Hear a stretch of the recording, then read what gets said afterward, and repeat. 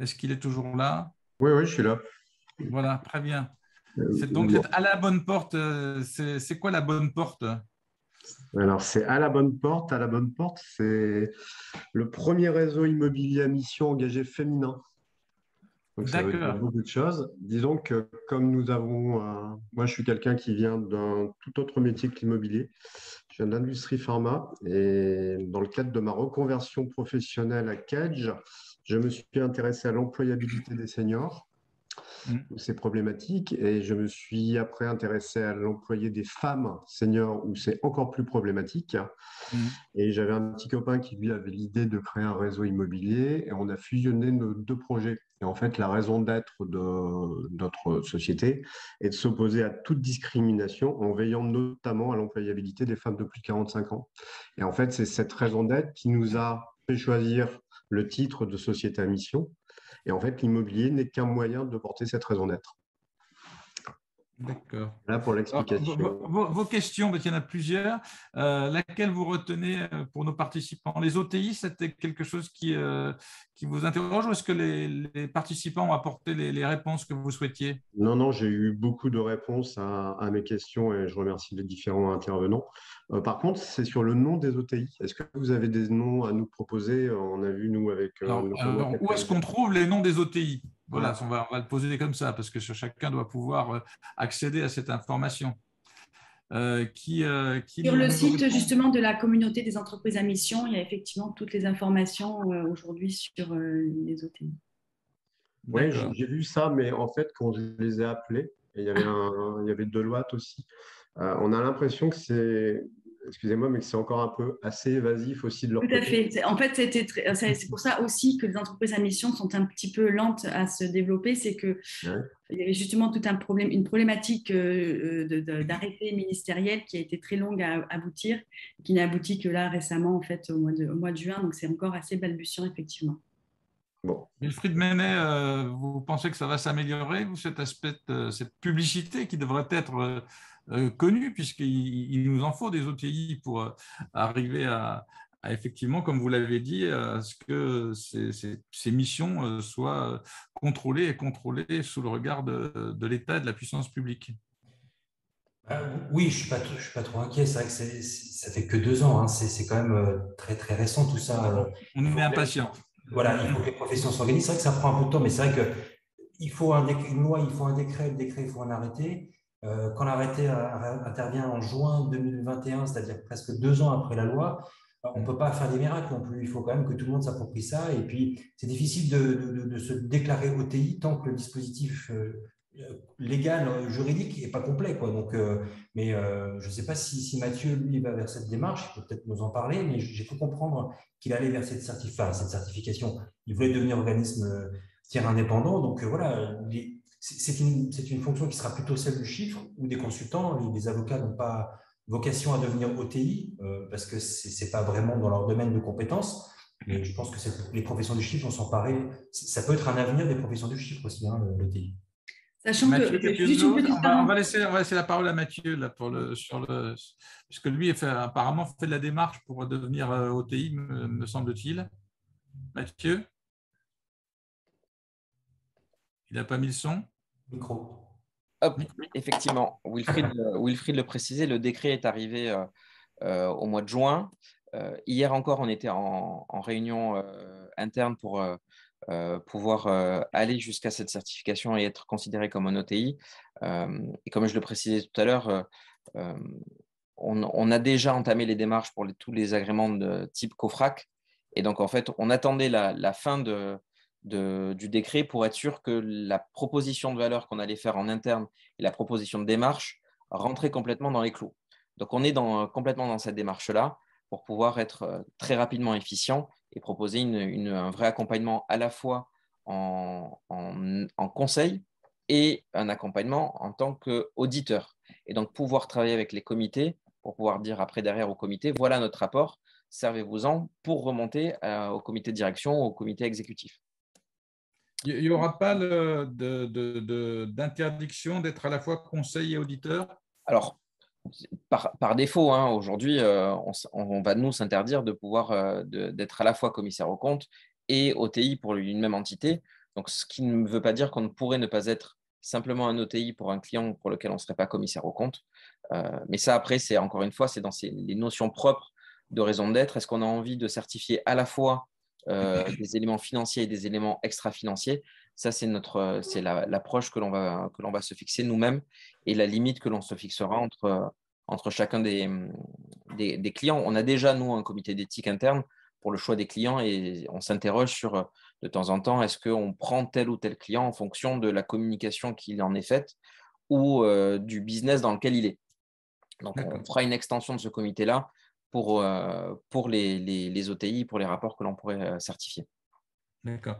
Et est-ce qu'on ressent là aussi l'opposition entre les bigs qui voudraient peut-être préempter ce marché et les indépendants comme Ficorec, Croficorec, ou est-ce que c'est quelque chose qui n'est pas dans le radar?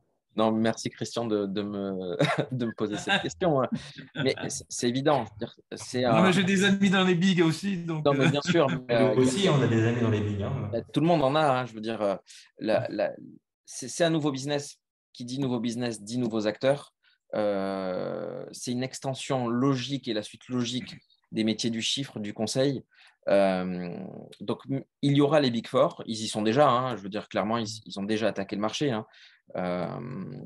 Mais ça ne veut pas dire qu'ils seront l'alpha et l'oméga de toutes les approches. Et le marché a besoin d'avoir des très grands acteurs comme ceux-là qui font évoluer une offre, mais également des offres intermédiaires, alternatives d'opérateurs plus locales, régionales. Et on peut faire le parallèle avec Nicolas Ponson et Redman. On a besoin d'avoir des Redman comme on a besoin d'avoir des Cogedim pour pouvoir mailler un territoire. Mais des Cogedim doivent aller vers une organisation ou en tout cas une approche comme Redman le pousse parce que l'agilité qu'a eu Redman sur son métier permet d'être le poil à gratter de son secteur, mais finalement aussi celui qui prend le bâton de pèlerin pour que tous les autres dans son secteur le suivent. Et ben dans nos métiers respectifs aussi, on aura des Big Four, on aura des acteurs comme nous ou d'autres qui proposeront cet accompagnement-là. Je rappelle, parce qu'il y a la question, je ne sais pas qui la pose, c'est quoi OTI? Je rappelle, c'est les organismes tiers indépendants, c'est ceux qui vont être chargés de venir vérifier que ce qui a été dit et écrit dans les statuts est bien conforme. Et donc, on est dans une loi, on n'est pas simplement dans une déclaration d'intention. Ce n'est pas simplement des personnes qui disent « moi, je suis le plus écolo du monde » ou le plus SS du monde, etc. Mais c'est bien une déclaration. Il y a un contrôle, on a bien compris, qui est fait par des organismes qui sont labellisés. Et on entend Mathieu Capionneau qui nous dit effectivement c'est une démarche. Et quelque part, c'est assez rassurant que cette démarche soit un peu compliquée parce que ça veut dire que c'est pris au sérieux. L'État français est toujours comme ça, très jaloux de ses prérogatives et ne les délègue pas à n'importe qui, mais c'est quelque chose qui est assez rassurant. On est dans une façon très... on est des héritiers du Code Napoléon, donc on aime bien la chose écrite. Voilà, on va continuer comme ça, mais c'est comme ça que fonctionne notre République et notre droit, et je crois que c'est quelque chose qui se met en place. Donc les OTI sont ces organismes qui petit à petit se mettent en place et qui vont être là aux côtés de l'entreprise pour labelliser et dire effectivement cette entreprise est dans les clous par rapport à ce qu'elle a déclaré ou n'est pas dans les clous. Et en tout cas, il y a des progrès à faire ou il y a des choses, puisque naturellement, la perfection n'étant pas de ce monde, il y aura toujours des choses à corriger et des marges de progrès. Mais voilà, c'est un regard extérieur qualifié qui va permettre de vérifier que cette entreprise à mission est bien dans ses objectifs. Est-ce que parmi nos Christian, il y a d'autres intervenants? Oui, Mathieu. Ce qui est important de préciser, c'est que pour faire écho à tout ce qui a été dit, c'est très important. Ça donne une nouvelle valeur à l'entreprise aujourd'hui.